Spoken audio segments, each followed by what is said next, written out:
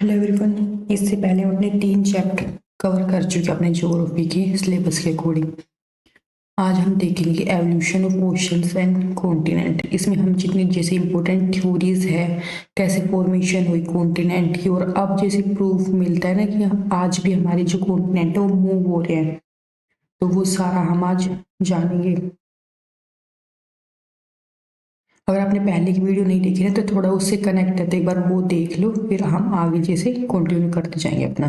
जैसे अपने पहले के चैप्टर्स में हमने क्या पढ़ा था, जो प्लेनेट है ना वो अपना एकदम पहले क्या था, खाली था, रॉकी ऑब्जेक्ट, वहाँ पे कुछ भी नहीं था, एटमोस्फेयर वगैरह, सिर्फ क्या था, हाइड्रोजन है, हीलियम थी वहाँ पे। तो कैसे पूरा अपना हम ये देख रहे हैं कैसे चेंज हुआ पहले से अब से, और अब भी कैसे चेंज हो रहा है, और हम इससे आगे के बारे में समझ सकते हैं। हम ये पढ़ क्यों रहे हैं, लॉजिक ये थोड़ी कि हमने बस ऐसे पढ़ना है, कि आगे जो हमारी अर्थ चेंज होने वाली है ना उसके बारे में समझ सके, जान सके, उसके अकॉर्डिंग प्लानिंग कर सके।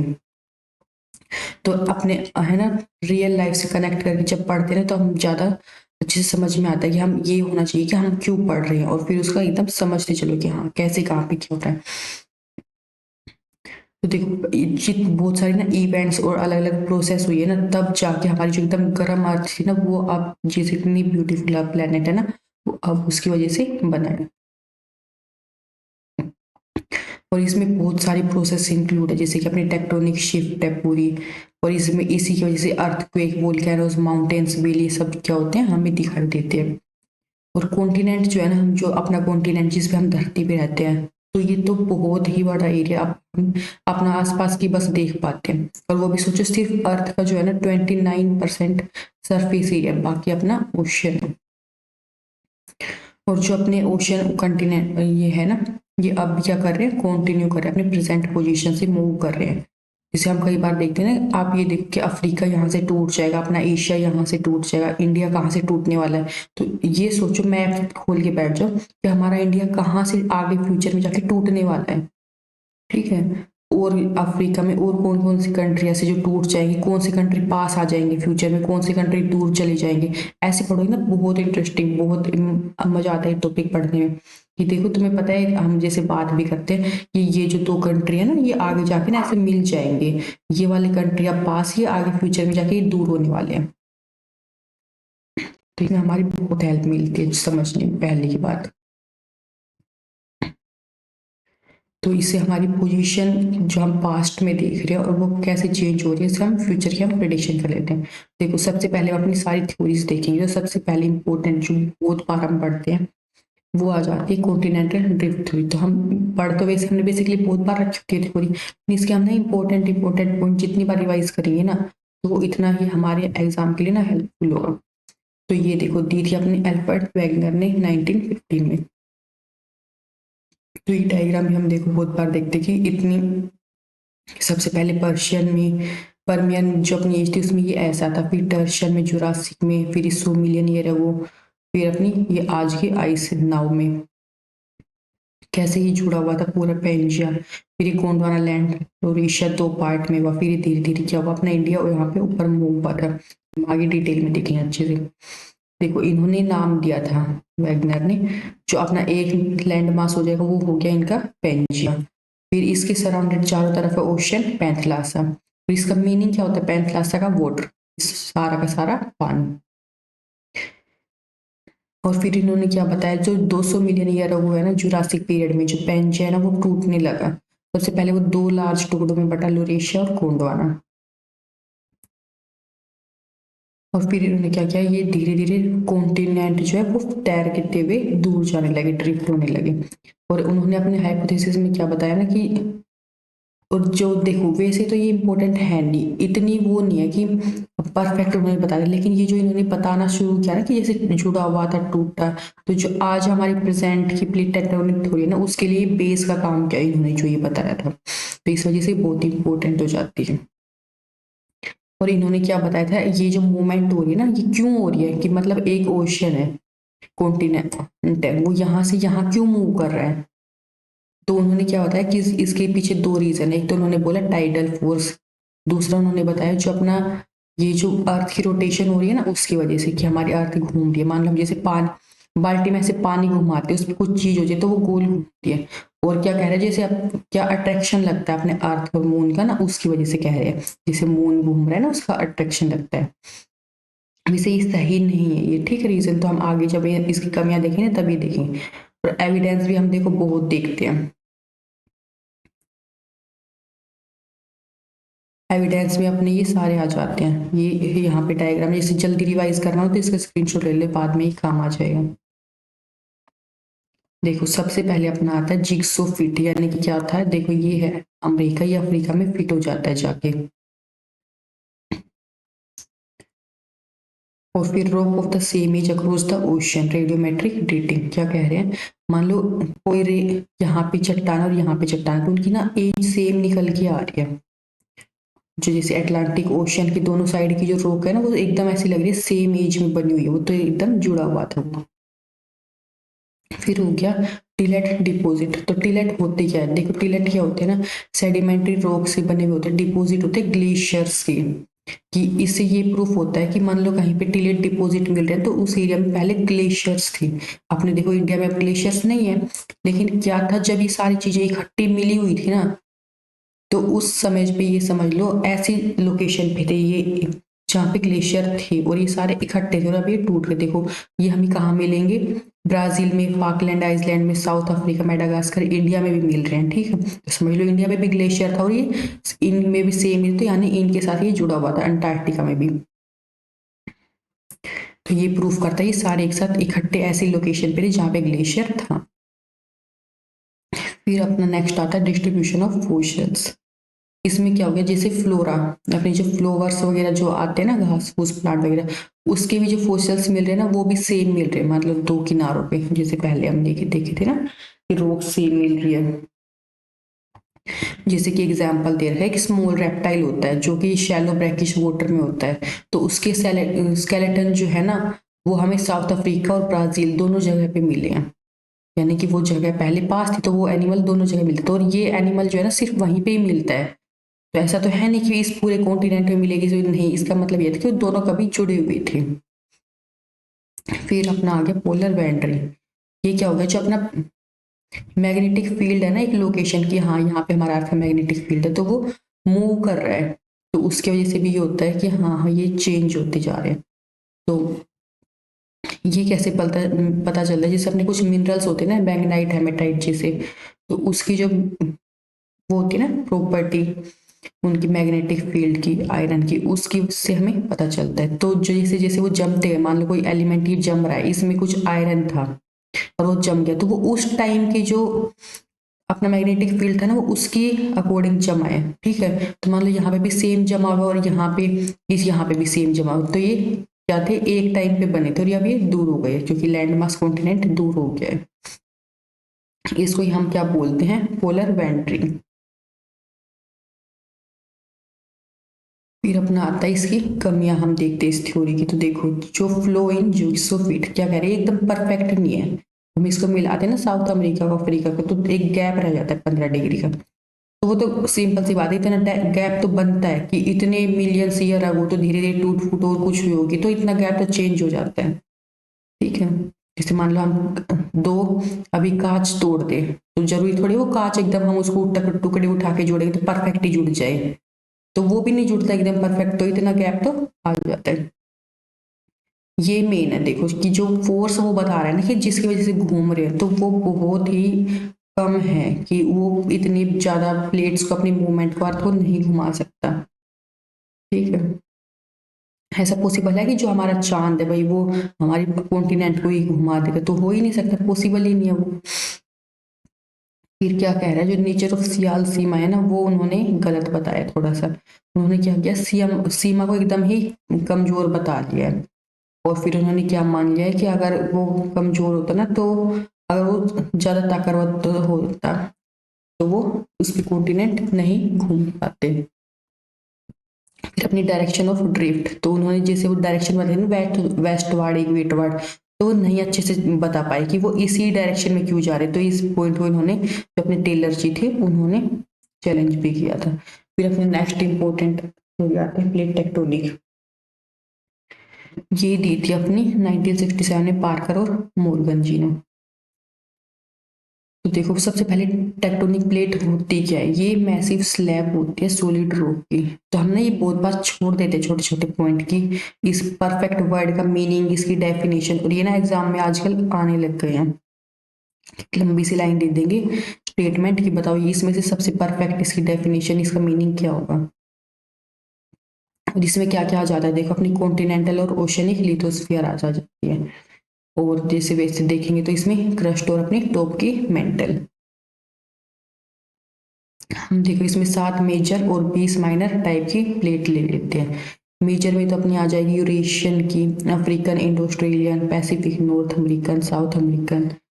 और जो छोटी है उसमें से इम्पोर्टेंट, जिसमें से ज़्यादा क्वेश्चन बनते हैं जो हमें ध्यान रखनी है, Cocos, नाजका, Arabian, Philippines, Caroline, fuchsia etcetera. तो इनकी लोकेशन देख लो और ये किस डायरेक्शन में मूव करे और इनकी चार तरफ की बाउंड्रीज। फिर अपने आ जाते हैं प्लेट बाउंड्रीज और मार्जिन। तो देखो अपने 3 टाइप की हम बाउंड्रीज ले लेते हैं। और ये क्यों लेते हैं, किसके बेसिस पे, जो इनकी डायरेक्शन है ना मूवमेंट की, उसके बेस पे हमने डिवाइड कर रखा है इनको। तो इनको हम एक एक करके डिटेल में देखते हैं। सबसे पहले अपनी आ गई डाइवर्जेंट प्लेट बाउंड्री। इसको हम दूसरा नाम भी दे देते हैं कंस्ट्रक्टिव प्लेट बाउंड्री। तो देखो एक तो ये इनका नाम इनके काम पे ही डिपेंड है, डाइवर्स हो रही है मतलब ये दूर जा रही है।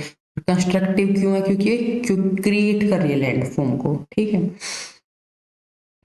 तो इसीलिए इसको देखो स्प्रेडिंग साइट्स भी कहते हैं कि दूर एक दूसरे से जा रही है। इनके एग्जाम्पल है ईस्ट अफ्रीकन रिफ्ट वैली, वहां पे अफ्रीकन और जो सोमाली प्लेट है ना वो दूर जा रही है। यहाँ पे इसमें थोड़े टाइम बाद वहां पे गैप आ जाएगा, कट हो जाएगी दोनों एरिया, अफ्रीका वहां से टूट जाएगा। और यहाँ पे हमें वोल्केनिक लैंड फॉर्म्स देखने को मिलते हैं, शैलो अर्थक्वेक देखने को मिलेंगे और मिड अटलांटिक रिज भी देखने को मिलती है ऐसे बाउंड्री पे। फिर अपनी आ गई कन्वर्जेंट प्लेट बाउंड्रीज। इसको हम बोल देते हैं डिस्ट्रक्टिव। ये क्या हो रहा है, कन्वर्ज कर रही है, मतलब दो प्लेट आपस में आके कन्वर्ज कर रही, टकरा रही है, तो वहां पे डिस्ट्रक्टिव हो रहा है कि जो भी लैंड फॉर्म था ना वो टूट जाएगा, ठीक है। यहाँ पे फोल्डेड माउंटेन्स वगैरह बनेंगे। मान लो जैसे कोई कपड़ा ले लो आप, एक यहाँ पे ऐसे कपड़ा, एक यहाँ पे ऐसे कपड़ा, दोनों को इधर एक पास पास लेके आओ तो बीच में क्या होता है, ऐसे सिलवटे पड़ जाएंगे। तो वही बात है, वो क्या होंगे, फिर ऐसे माउंटेन क्रिएट होने लग जाएंगे। इसका अपना एग्जाम्पल है हिमालयन प्लेट। ये जो बाउंड्री का फोल्ड है वो ही, क्योंकि अपना हिमालयन भी ऐसे ही बन रहा है ना इसी की वजह से। और इसके भी देखो 3 तरीके कन्वर्जेंस के भी। एक तो हो जाएगा अपना ओशियनिक ओशियनिक प्लेट। इसमें क्या हो जाएंगे, बड़े बड़े डीप ओशन ट्रेंच बनते हैं, जैसे कि पेरू चिली का है। यहाँ पे जो रॉक है ना मेल्टेड, वो नीचे चली जाती है मेंटल के। और ये जो जून है ना, इसको हम बोल देते हैं बेन ऑफ जून। ये सीधे ना बहुत बार आता है बेन ऑफ जून, और हम ये कंफ्यूज हो जाती है क्या, तो ये याद रखो ये ओशियनिक ओशियनिक जहाँ पे प्लेट कोलिजन हो रहा है वो बन रहा है। और यहाँ पे भी क्या हो गया, अर्थक्वेक आएंगे, क्योंकि देखो सिंपल सी बात है वहां पे एक दूसरे से टकरा रही है। और यहाँ पे फिर रिजल्ट में आइसलैंड पे जो आर्क होती है ना, चेन ऑफ वोल्केनोस, वो भी बनती है। एग्जाम्पल अपने इसके कुर्लीज है, मारियानाज है, ये सारे हैं। देखो और ट्रेंच है, गहरी गहरी खाइया, ये क्यों बनेंगी, ये देखो मान लो ऐसे एक प्लेट थी और दूसरी ऐसे आई टकरा के, तो यहाँ पे ऐसे ही देखो वी बन गया ना, तो ये क्या हो गया, खाई बन जाएगी एक दूसरे से टकरा के, तो बहुत गहरी गहरी खाइया बन जाती है। फिर अपना नेक्स्ट आता है ओशियनिक कॉन्टिनेंटल प्लेट कोलिजन। इसमें आ जाएगा ओशियनिक क्रस्ट जो है ना वो कोलाइड कर रही है कॉन्टिनेंटल क्रस्ट से, नाम से ही पता चल रहा है। इसमें क्या होगा, जो ओशन की है ना अपनी प्लेट, वो तो है भारी, तो इसलिए वो नीचे दब जाती है। और जो अपनी कॉन्टिनेंट की है वो है हल्की, तो वो ऊपर रह जाती है। इसका एग्जाम्पल अपना हो गया अमेरिका भी, जो है पैसिफिक कोस्ट पे नाज का प्लेट जो है वो किसके नीचे जा रही है, साउथ अमेरिकन प्लेट के नीचे। ये देखो यहाँ पे डायग्राम में दिखा रही है, ये वाली प्लेट ऐसे कैसे नीचे जा रही है, क्योंकि ये बाहरी थी और ये हल्की थी तो ये ऊपर चली गई।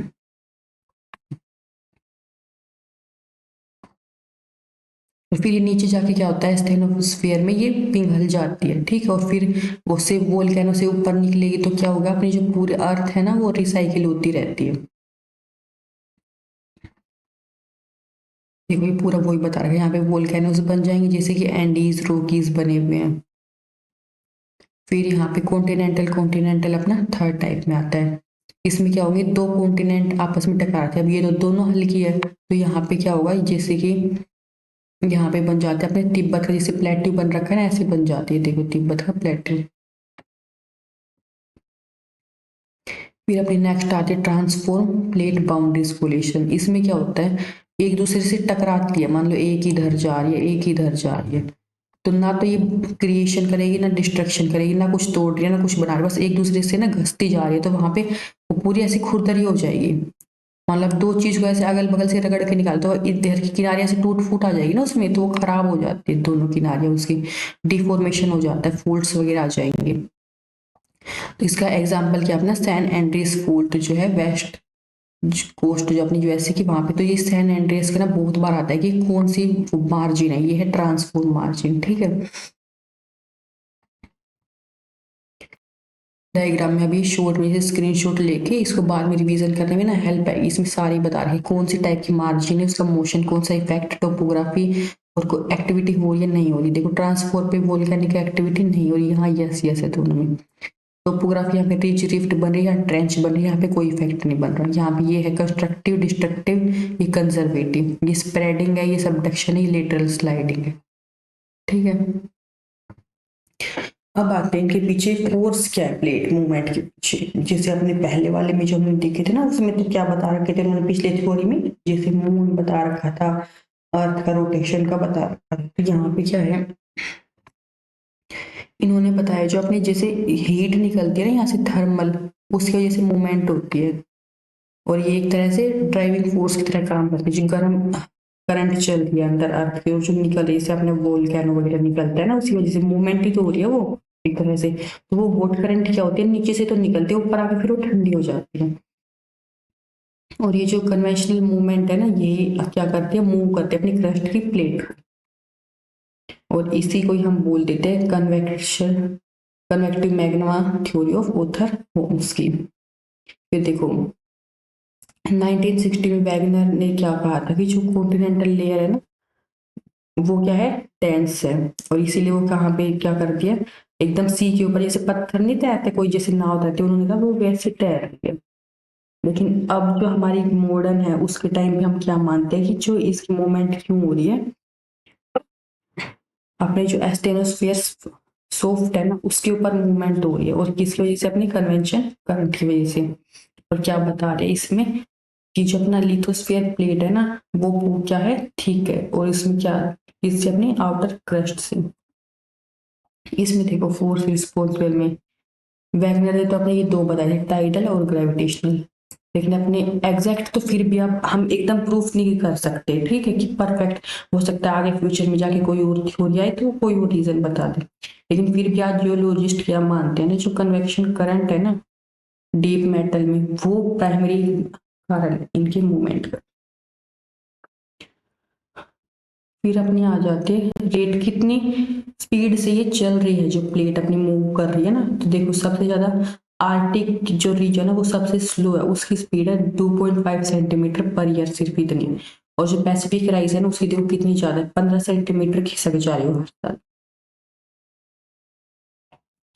फिर इसके एविडेंस क्या प्रूफ है प्लेट टेक्टोनिक के, देखो एक तो आ जाता है अपना पैलियोमैग्नेटिक रॉक, हम एकदम स्टार्टिंग में देखे थे क्या होता है ये, तो देखो जो अपनी पुरानी रॉक्स मिलती है ना उसके अंदर जैसे कुछ आयरन ग्रेन्स है या कुछ भी लोहे का हमें मिल रहा है मटेरियल, तो वो पॉइंट्स करता है, क्योंकि उनमें क्या होता है, देखो चुंबक लोहे का क्या होता है, चुंबक की तरफ move कर जाता है, तो जो उनकी ट्रेस मिलेंगे ना, उनकी मूवमेंट उनके पॉइंट हमें साउथ पोल की तरफ दिख रहे हैं।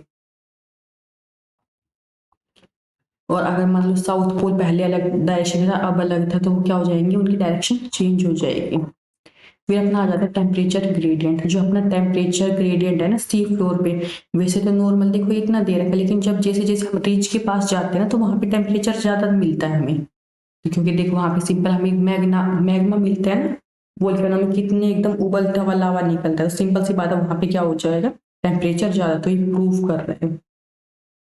फिर अपना रिंग ऑफ फायर, ये तो सबको ही पता है कि जहां जहां से क्या हो रहा है, वोल्केनोज निकल रहे हैं, रिंग ऑफ फायर, कि यहाँ पे पता चल रहा है कि हाँ यहाँ पे प्लेट्स का बॉर्डर है।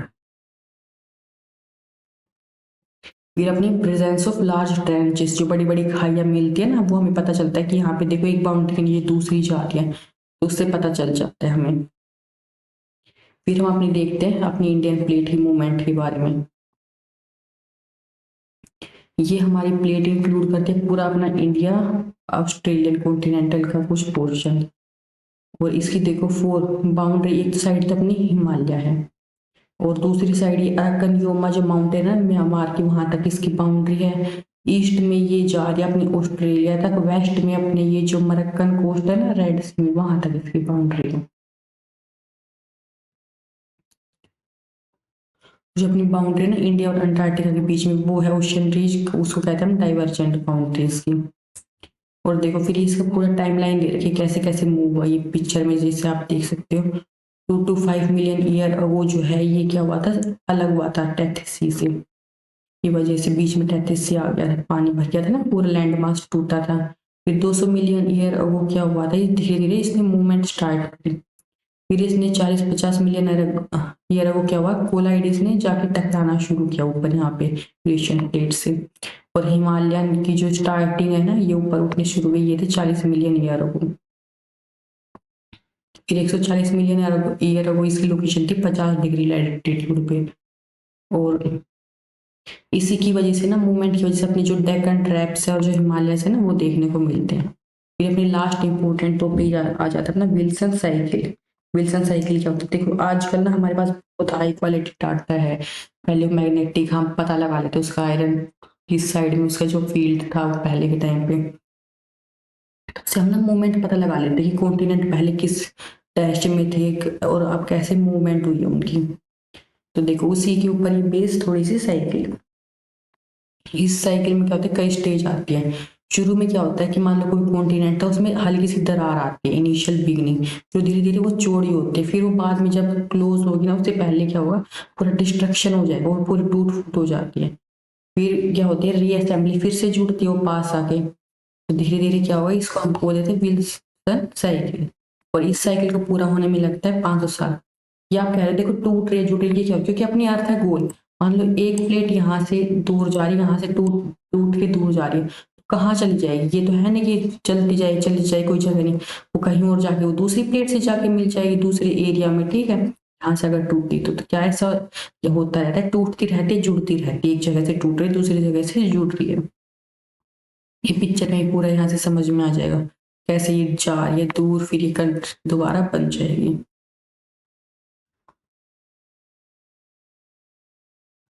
ये मॉडल जो है ना 2 स्टेज में पूरा डिवाइड हो जाता है कि एक में तो पहले तो टूट रही थी फिर बन रही थी, तो ना ये नेचुरली बिल्कुल सेम हम ये नहीं कह सकते कि सच में एकदम परफेक्ट नेचर में ऐसे ही बन रही है, क्योंकि नेचर में तो देखो कुछ भी परफेक्ट नहीं है।